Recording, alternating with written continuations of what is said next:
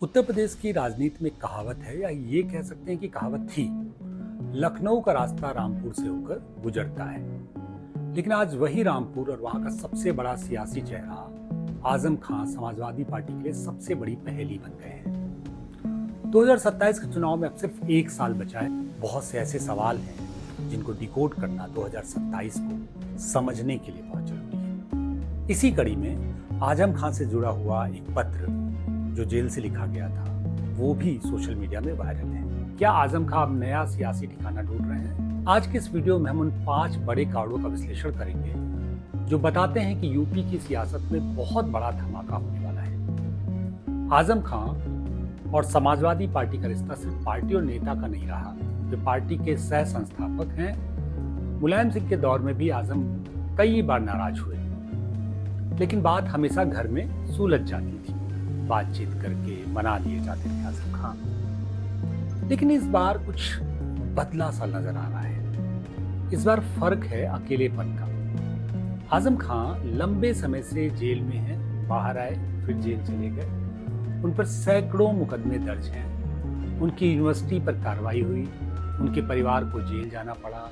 आजम के समर्थकों का आरोप है कि जब आजम और रामपुर के मुसलमानों पर जुल्म हो रहा था तब समाजवादी पार्टी ने वह आक्रामक स्टैंड नहीं लिया जिसकी उम्मीद थी। न सड़क पर बड़ा आंदोलन, न संसद में सरकार को उस तरह घेरा गया। रामपुर और संभल की हालिया घटनाओं ने इस आग में घी डालने का काम किया है। आजम को लगता है कि अखिलेश अब सॉफ्ट हिंदुत्व या सिर्फ पीडीए, पिछड़ा, दलित, अल्पसंख्यक के नाम पर अल्पसंख्यकों के असली मुद्दों से किनारा कर रहे हैं, असल सवालों से किनारा कर रहे हैं। असली धमाका आपको याद होगा, एक चिट्ठी आई थी जो समाजवादी पार्टी के रामपुर जिला अध्यक्ष अजय सागर के लेटर हेड पर सार्वजनिक हुई थी। इस चिट्ठी में शब्दों का नहीं, जज्बात और चेतावनी का इस्तेमाल था। चिट्ठी की 3 बड़ी बातें थी। इंडिया गठबंधन पर सीधा हमला किया गया था। आजम ने लिखा था कि जिस गठबंधन को हमने मजबूत किया वही रामपुर की बर्बादी पर मूक दर्शक बना रहा।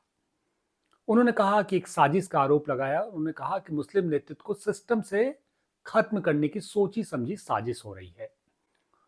2027 का एक अल्टीमेटम भी एक तरह से एक मैसेजिंग थी। उन्होंने साफ कहा कि अगर यही रहा तो मुसलमानों को अपना राजनीतिक भविष्य खुद तय करना होगा। यह सिर्फ एक चिट्ठी नहीं बल्कि अखिलेश यादव के लिए एक ओपन चैलेंज था। अल्पसंख्यक वोट बैंक को अब गारंटी ना माना जाए। अब सवाल उठता है, अगर सपा नहीं तो कौन? आजम खान के पास 3 बड़े विकल्प दिख रहे हैं। राजनीतिक विश्लेषकों के हिसाब से चंद्रशेखर आजाद और दलित मुस्लिम एकता की एक धुरी बन सकता है। चंद्रशेखर आजाद की आजम खान और उनके बेटे अब्दुल्ला से मुलाकातें हुई थीं और ये बेमतलब नहीं है। आजाद समाज पार्टी पश्चिमी यूपी में एक मजबूत विकल्प बनना चाहती है और आजम खान को साथ लिए बिना ये संभव नहीं है। एक दूसरा विकल्प भी है, AIMIM और ओवैसी फैक्टर। असदुद्दीन ओवैसी को यूपी में एक लोकल फेस की तलाश है। ओवैसी ने बार बार कहा है कि आजम खान को वह सम्मान नहीं मिला जिसके वे असल में हकदार थे।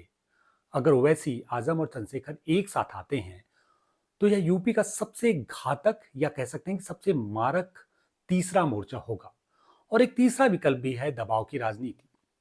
हो सकता है आजम सिर्फ अखिलेश पर दबाव बना रहे हो ताकि 2027 में टिकट बंटवारे और पार्टी के फैसलों में उनका वर्चस्व फिर से कायम हो सके।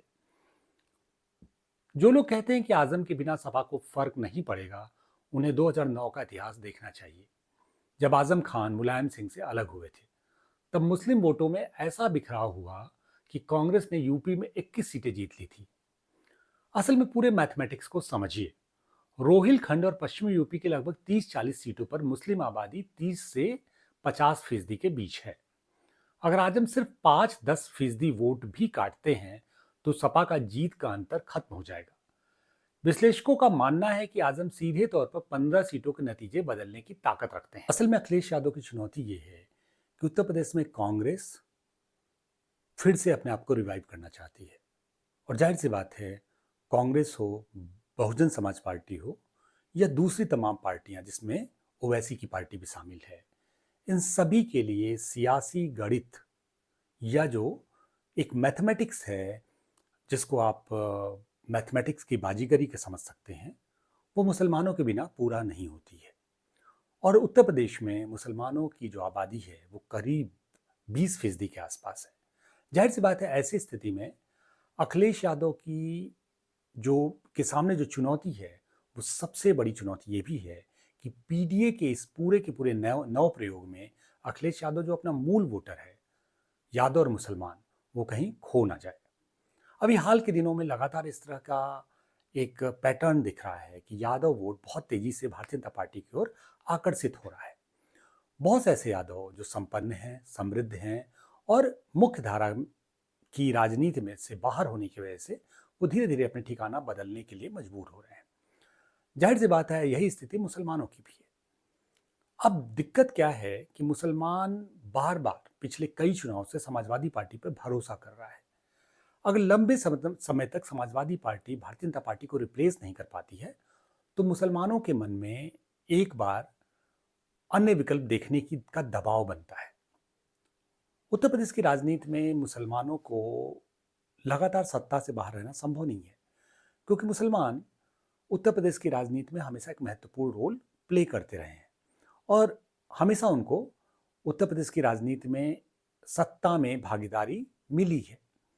क्योंकि समाजवादी पार्टी का साथ होने से और समाजवादी पार्टी का लगातार सत्ता से बाहर बार बार रहने से मुसलमानों के मन में एक संदेह आ रहा है कि क्या समाजवादी पार्टी वाकई में भारतीय जनता पार्टी को रिप्लेस कर सकती है। दूसरा एक दबाव ये भी है कि बहुजन समाज पार्टी का जो 20% जो जाटो प्लस नॉन जाटो वोटर है और मुसलमानों के 20% जो वोटर हैं, वो मिलकर 40% जैसा बड़ी संख्या बनती है। ये संख्या बहुत से मुसलमानों को बहुत अट्रैक्ट करती है। उनको लगता है कि अगर कोई ऐसी राजनीतिक विरासत या कोई ऐसी राजनीतिक विचारधारा जो दलित प्लस मुस्लिम का कॉम्बिनेशन बना पाए, वो एक तरह से बेहतर विकल्प साबित हो सकती है। शायद इसीलिए अखिलेश यादव को अपने आप को प्रूव भी करना है और लगातार मुसलमान वोटों को बचा के भी रखना है। आजम खां जैसे चेहरे इसीलिए प्रासंगिक हैं, इसीलिए रेलेवेंट है। असल में भारतीय जनता पार्टी को लेकर जो गुस्सा है मुसलमानों के भीतर, आजम खां उस गुस्से को लेकर मुसलमानों में जो बेचैनी है, उसके एक मुखर या एक तरह से ये कहा जा सकता है कि एक प्रतीकात्मक चेहरे हैं। आजम खां को लेकर पूरा उत्तर प्रदेश का मुसलमान जो है एक खास तरह की सहानुभूति रखता है। आजम खां के साथ अगर समाजवादी पार्टी का रवैया थोड़ा सा टैक्टिकल या थोड़ा सा एक उनके साथ अगर मुखर होता है, तो जाहिर सी बात है कि उत्तर प्रदेश के मुसलमानों के लिए समाजवादी पार्टी के प्रति जो विश्वास है, जो उनकी आस्था है, वो जाहिर सी बात है अखिलेश यादव में फिर से उस तरह से वापस लौट सकती है। और ये बात अखिलेश यादव या समाजवादी पार्टी का नेतृत्व भी बहुत अच्छे से समझता है। इसीलिए वो गाहे बगाहे आजम खां के बारे में बात करते रहते हैं। आपको याद होगा, अभी हाल में ही अखिलेश यादव ने आजम खां से मुलाकात की थी। जो 2027 करीब आएगा, जाहिर सी बात है कि अखिलेश यादव पे एक दबाव बनेगा। आजम खां की राजनीति में वापसी, ये एक तरह से समाजवादी पार्टी की पूरी सियासत के लिए बहुत इंपॉर्टेंट होगा। आजम खां कहीं पे भी हों, जेल में भी हों या जेल के बाहर हों, जेल की दीवारों के अंदर रहते हुए भी आजम खां का जो सवाल है वो प्रासंगिक रहेगा, वो मौजूद रहेगा। समाजवादी पार्टी को एक बार फिर से आजम खां को एक राजनीतिक सियासी जो प्रतीक है उसकी तरह इस्तेमाल करना होगा। आजम खां के मन में पीड़ा भी है। उनको लगता है कि नेताजी से जो उनका लगाव था, उनकी हर बात को नेताजी कभी किसी बात को काटते नहीं थे। आजम खान ने इस बार खुद भी कहा था, जेल से आने के बाद उन्होंने तमाम इंटरव्यूज़ दिए जिसमें बहुत दिग्गज पत्रकार और यूट्यूबर्स थे, जिसमें उन्होंने कहा कि वो नेताजी से उनकी जो मोहब्बत थी या नेताजी के प्रति उनका जो एक तरह से उनके रिलेशंस थे, वो रिलेशंस जाहिर सी बात है वो अद्वितीय थे, यूनिक थे। नेताजी ने उनकी कभी किसी बात को काटा नहीं। उन्होंने जब भी कुछ कहा, जो कुछ भी मांगा नेताजी से, जब भी कोई चीज़ की डिमांड की या कोई जब भी उन्होंने कोई मांग की अपने लोगों के लिए या रामपुर की जनता के लिए या मुस्लिम समाज के लिए, नेताजी ने उसको बहुत प्यार से, बहुत मोहब्बत से उस बात को समझा और उसको पूरा किया। आजम खां के अंदर ये पीड़ा है कि आज की समाजवादी पार्टी, आज का समाजवादी पार्टी का नेतृत्व चीज़ों को उस तरह से नहीं समझता है या उस तरह से महत्व नहीं देता है। जाहिर सी बात है, अखिलेश यादव मुश्किल में है। एक तरफ वे पीडीए के जरिए दलितों और पिछड़ों को जोड़ रहे हैं, दूसरी तरफ उनका सबसे पुराना कोर वोट बैंक छिटकता दिख रहा है। हालांकि अखिलेश ने रामपुर जाकर आजम से मुलाकात की है और उनके मुकदमों को फर्जी करार दिया है, लेकिन राजनीति में भरोसा एक बार टूट जाए तो जुड़ना मुश्किल होता है। आजम खान की सबसे बड़ी ताकत उनकी चुप्पी है। वे जेल में हैं और जेल में रहकर भी यूपी की सियासत के केंद्र में हैं।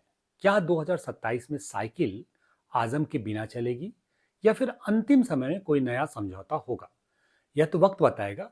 लेकिन इतना तय है कि आजम का अगला कदम यूपी की सत्ता की दिशा तय करेगा और यहाँ की सियासी जमीन को असल में कितना उर्वर होगा समाजवादी पार्टी के लिए, ये तय करेगा।